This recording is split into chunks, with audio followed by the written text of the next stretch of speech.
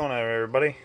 I haven't really made any videos these past couple of, well, it's been quite a while since I've been active. I'm recording off my phone, so mind the video quality or whatnot, but I figured I'd start doing some feeding videos as I've gotten into the hobby of tarantula keeping recently. And I've amassed quite a collection. I've got about 14 different species here. Not all of them will be eating, but I'll be able to show you all of them. While I'm doing this, I'd like to give a huge shout out to a couple of channels that kind of really inspired me to do this. I used to be an ex-arachnophobic, so I mean, anything with more than like 4 legs usually scared the Jesus out of me. That's part of a bad experience that I had when I was a kid, younger. But anyways, those two channels. First off is Petco from the Dark Den. I'd like to give you a huge shout out, man, because you've really kind of inspired me to do this. I'll link their channels below if I can figure out how to do that. I'm not exactly the most tech savvy person. And the second person I would like to give a huge shout out is Exotics Lair. Both of you guys are amazing. Everything that you guys do for these little 8-legged guys it's fantastic. You guys are really helping the hobby grow, and definitely giving these guys the recognition that they deserve, that I feel that they deserve. So without more further ado, go ahead, and I've just already fed a couple of them. This is my C versicolor. He's just a little guy. As you can see, he's got him a nice happy little worm there. Very beautiful guy right there. I also got the idea to make these enclosures from Petco from the Dark Den. If you haven't seen these are the Ferrero enclosures that they come with little candies like this.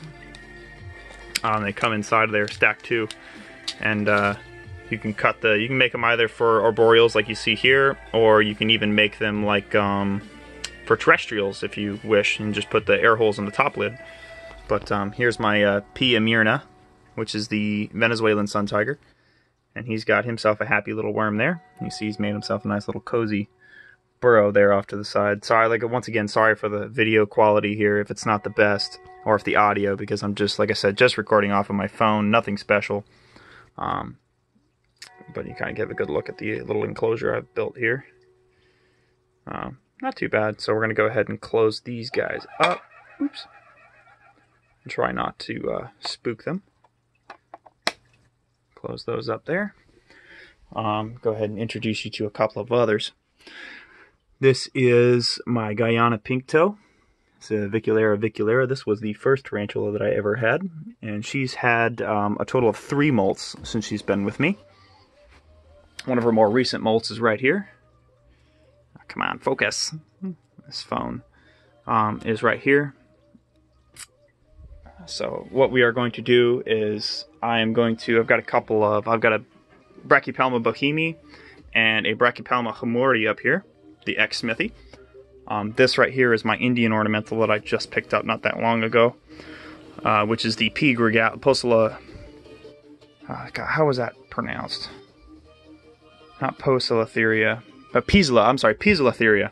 There we go. Anytime I hear something pronounced a certain way, I try to keep pronouncing it correctly. A lot of people say Poselatheria because of their nickname Pokies, but they are actually Piselatherias. That's how that is pronounced. We got, I think someone down here is doing a little bit of grooming. But here is my, yep. You might want to stop your grooming there, because I'm going to go ahead and see if you want to get something to eat. This one is a bit skittish, so just kind of bear with him. He's a little camera shy. So this is my Brachypelma bohemi, which is the Mexican fireleg. And then we're going to grab the hamori while I'm over here, because I'm sure this one's probably hungry as well. I don't have any crickets. Usually I feed these guys crickets. It's a good possibility in the future that I will be looking into discoid roaches. As here in Florida, the laterales, which are the red runners, and dubia roaches are actually illegal because they're, as they say, an invasive species. So they are actually, they are illegal here in Florida. So discoids are about the only thing I've got. There's a couple of other species of roaches, but discoids are really similar to dubias. So I'll probably try with discords, as I hear they're a little bit easier to breed. I mean, I guess it could go either way. You have a couple of other, like I said, you've got a couple of other species of roaches. They're here, but roaches are easier to keep. They don't smell, and overall they're just easier to take care of. If you get into like crickets, or I'm actually starting to work on a superworm farm. It's in the works. I have one beetle right now. I'm working on getting several more. So just kind of waiting. I kind of, the way that worked is I got a beetle by accident, actually. I just kind of, one of them pupated into the containers that you get from Pet Supermarket here. They just come in these containers like this. And I found a pupa in one of them, so, you know, as a joke, I just kind of like threw it off to the side, like, what's the worst that could happen? Actually, I threw it up on that shelf, right up there. Just kind of left it out in the open with a little cap over it. And I came home one day and there's this gold thing crawling around on the side of the shelf there. So what the heck is that? Well, it was a superworm beetle. So we're gonna go ahead and open these guys as carefully as I can, because I only have the one hand. You seem to be, the camera's a little bit, so I'm gonna give it a wipe here. I know I'm really unprofessional.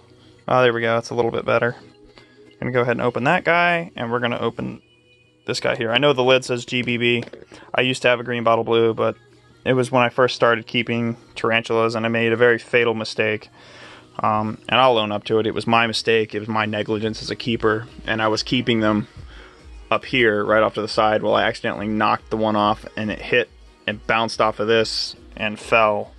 And I had a little piece of cork bark like this in there with his enclosure, and that was ultimately what killed him, unfortunately. So, you know, it sucks, but you live and you learn.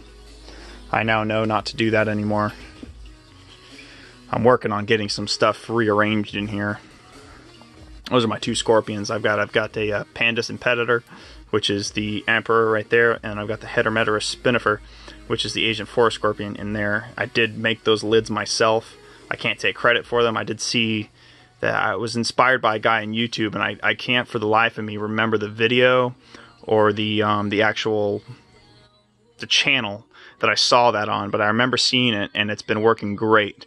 I've been able to keep tons and tons of humidity because these guys like it hot and humid. I know I'm kind of bouncing around here a little bit, but I figured it'd be for a good nice little video here. So we're gonna grab one of these worms here, and you can kind of see him right there. We're gonna see, maybe he's hungry. Oh, yeah, we probably missed it. He got it. It's kind of hard to focus through this plastic. But yeah, he grabbed it. So we'll grab the next one here, which is a little bit bigger, as my Bohemi is a bit bigger. So we'll try to tongue feed this one.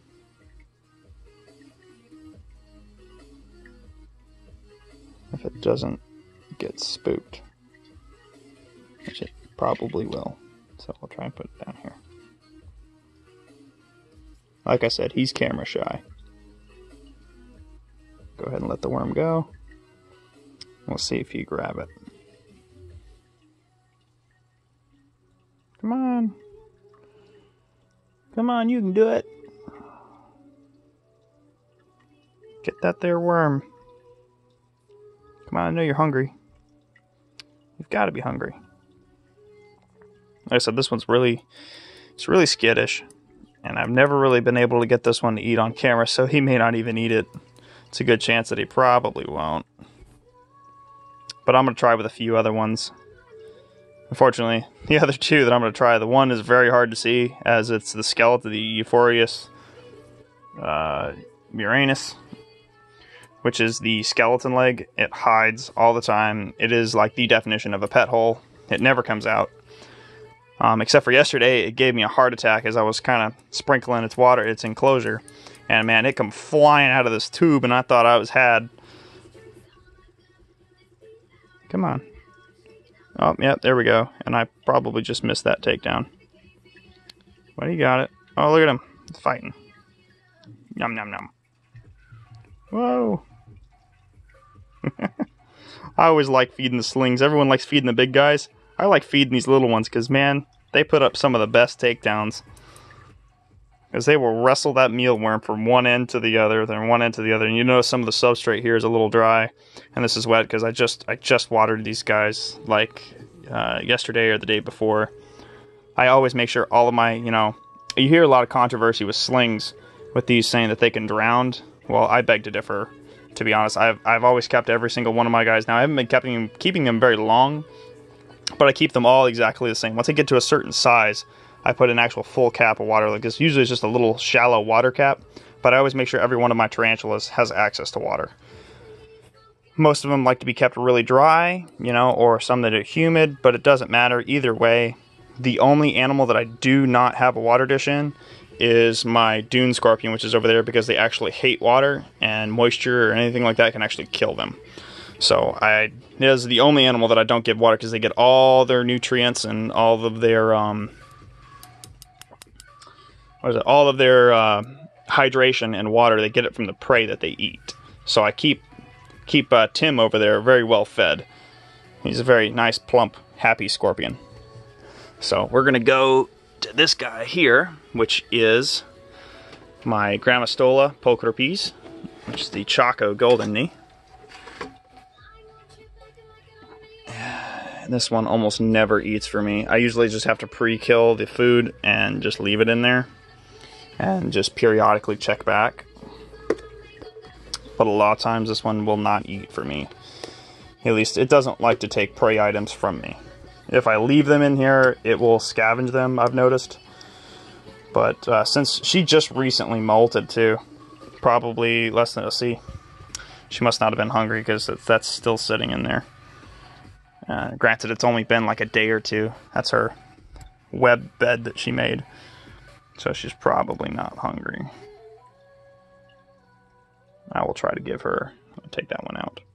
I don't like to give them if they're already dead like that. If it's been sitting in there, even if it's only been a couple of days, I'll still try to give them something a little fresh. She's gotten very skittish since her last molt. So she may just come flying out of here. Yep.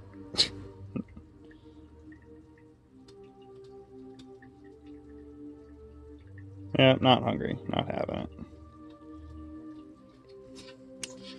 She's gotten very skittish, but her abdomen is so small since the last molt. I've been trying to power feed her a bit, but she just doesn't eat. I'm not really sure why. But apparently it's a Grammostola thing. That all of the Grammostolas are difficult to get to eat. And she, like I said, she's gotten very skittish since her last molt. She used to be so friendly, see? She's just kind of balling up there in a corner. Not aggressive at all. She's not defensive at all. She's a very, very beautiful girl. And let's see, I've got her molt, actually. Right there. No, not there. Right there. My bad, sorry, that was my skeleton. That's my skeleton legs molts. I've been keeping all these molts because I plan on doing something with them. But that's the molt right there. And of course, my phone doesn't want to focus. There it goes. There's the molt right there. And I found that when I got back from just this recent weekend of attending Megaplex. I came back and she had molted. So I kind of figured that that's what was going on, because she before just doesn't want to eat. And I'm going to throw this old one away because I don't like leaving old prey items in there. So I will just leave her. Actually, you know what? I'm going to go ahead and pre-kill another one. And I'm going to leave it in there. It's hard to do this with one hand. Just bear with me.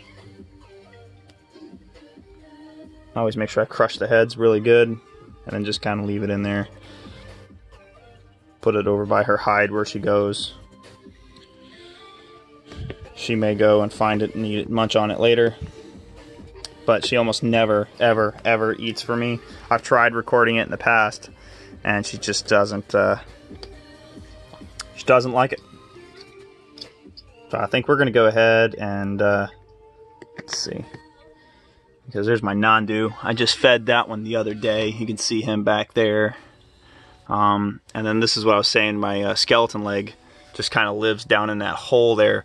Well, I was watering this, and water went down into that hole. Well, she flew out and like stuck to this end of here and was like hanging halfway out the enclosure like, hello! It's like, oh my god! Man, I thought I was had. She was coming out of there.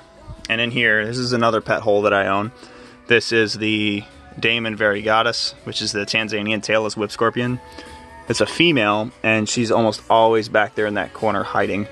I catch her every once so often, like maybe 1 or 2 in the morning, if I'm lucky. I also just recently picked up a king baboon, which is a bitty guy here. I just fed him a couple of days ago, and I can never get this thing open with one hand. But if anybody knows about the king baboons, they are actually capable of producing a strenuation of hissing. And that's him right there, little guy.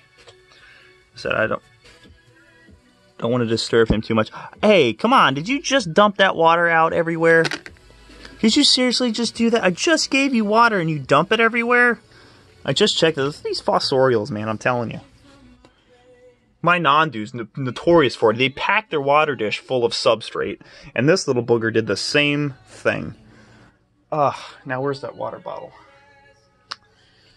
Oh, jabronis. Ah, there it is. I give you some more water because you want to be a butt. Here. Keep it. Do not. Don't dump it all over, and don't pack it with substrate. Bonehead. No, don't. What are you doing? Okay.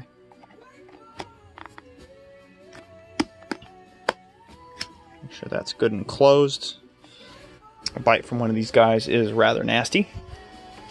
And then here's my Indian ornamental, my Poecilotheria regalis.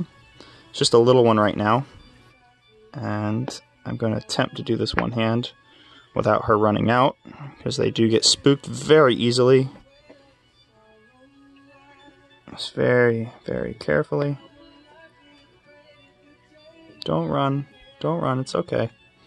Ew, what is that in your water? Oh my lord. Is that what I think it is?